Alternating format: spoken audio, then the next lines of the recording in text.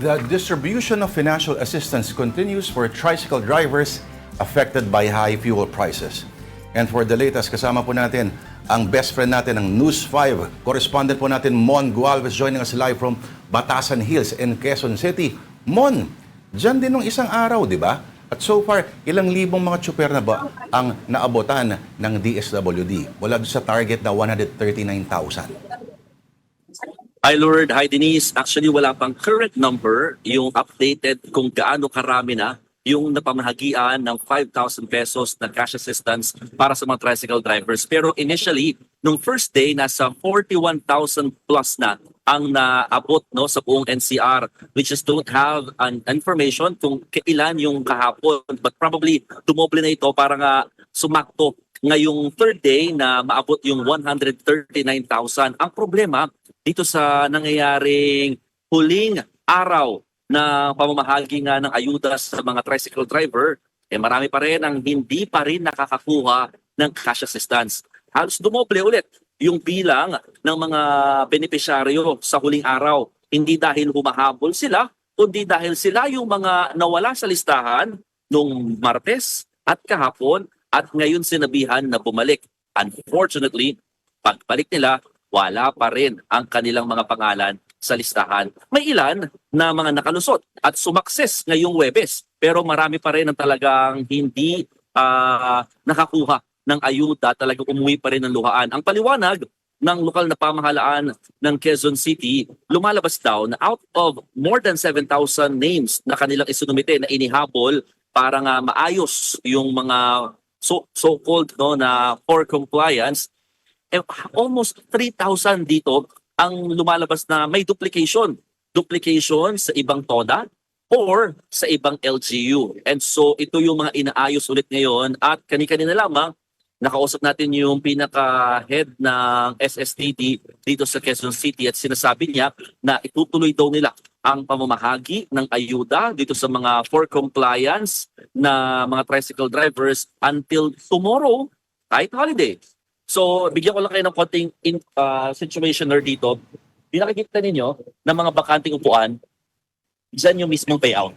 No? Dito yung mismong bigayan na ng 5,000 piso. Dito yung mga magagandang ngiti na ng mga tricycle drivers. Pero yung mga nandoon sa likod, yung kumpol ng mga driver doon, yun naman yung mga for verification. Diyan yung nagtatagal at dyan naiipon talaga yung mga tricycle drivers. At dyan din na kikita ka agad kung sino yung mga lulusot at makakakuha na nga ng 5,000 o pauuwiin na muna dahil nga hindi sila eligible pa for today. Pero ang sabi din naman ng DSWD, tuloy-tuloy pa rin naman ang kanilang pagpaprocess. So wag mag-worry daw dahil makakatanggap pa rin naman daw sila ng 5,000 pesos. It just happened na hindi ito maaaring mangyari ngayong araw, kundi sa iba pa mga payout schedule. Mon, kung ibabase natin sa mga upuan na walang nakaupo kumpara doon sa mga nakakumpol sa likod, parang mas marami pa ang nagkakaproblema sa mga listahan ng pangalan. At ito pa, gaano ba kasimple o gaano kakomplikado ang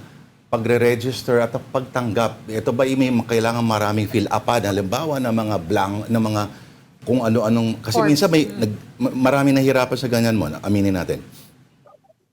Exactly. And specifically, these are tricycle drivers na talagang ito yung pinaka-hanap buhay nila ng matagal na.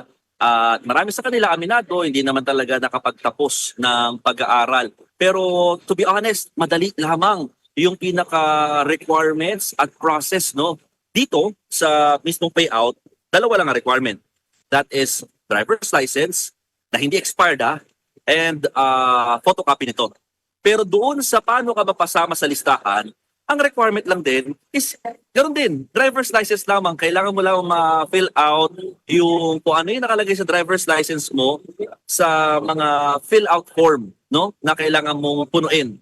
At yung kasi yung kinukumpara at inaaral ng DSWD kaya sila mahigpit sa listahang inilalabas. At ito nga yung master list na kung saan nagtatagal ngayon yung mga tricycle drivers. Okay, Mon, sorry, I need to go back dun sa mga hindi pa rin nakakatanggap, no? So ano na yung proseso ngayon? Parang mag-aabang na lang sila, magbabaka sakali na lang sila na baka bukas, meron na silang makuha. What kind of assurance would they have? Ano yung proseso? Dahil syempre, araw-araw silang pupunta dyan, imbis na nakakahanap sila ng ibang pwedeng pagkakitaan, kailangan nilang mag-intay dyan at mag-asikaso ng papeles day after day. Alam mo, Denise, totoo yan sinabi mo lahat. Marami sa mga tricycle drivers na hindi na nakatanggap ng Martes, na napiglo pa rin ngayong Webes, lahat sila hindi pumiyahe. So, you can just imagine na hindi na nga sila ng masada, wala pa sila mauuwing pera o kita ngayong araw para sa kanilang pamilya dahil nga inutusan nila yung araw nila dito sa pag-asa makakakuha ng 5,000 pesos.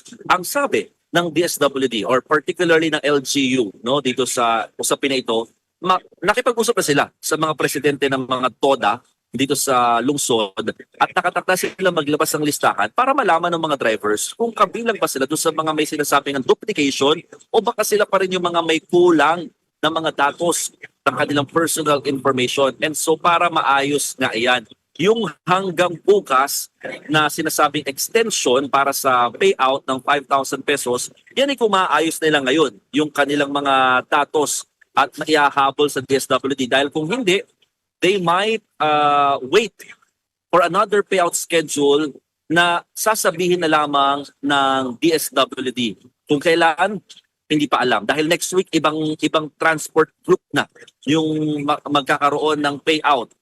These are TNVS drivers, jeepney drivers, motorcycle taxi riders, at even yung mga delivery service riders. Wait, so Mon, yung mga tricycle drivers yan, mula saan-saan pa galing sila? Puro Quezon City lang ba sila? O yung mga TODA na yan? O mula sa iba-ibang bahagi na ng Metro Manila?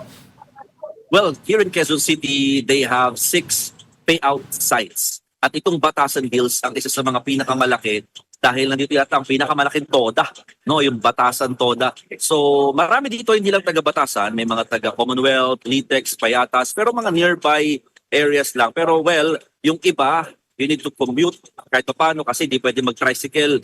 Hindi pwede nilang dalhin yung tricycle nila dito sa area. Kaya gumagastos no, ng pamasahe, kaka-photocopy, at saka yung iba pa mga pangangailangan nila. So yung paglalaan ng oras and effort, talaga matindi ang ginagawa ng mga tricycle drivers din para makakuha lamang ng 5,000 pesos na aminado rin sila, hindi ganun kalaki kung tutusin, pero malaking bagay para sa ilang araw na pamumuhay ng kanilang pamilya. Oo. Alright. So hanggang ano oras, Mon? At bukas ba meron pang payout? Today, they will wait and they will process all these drivers na nasa linya pa until 5 p.m.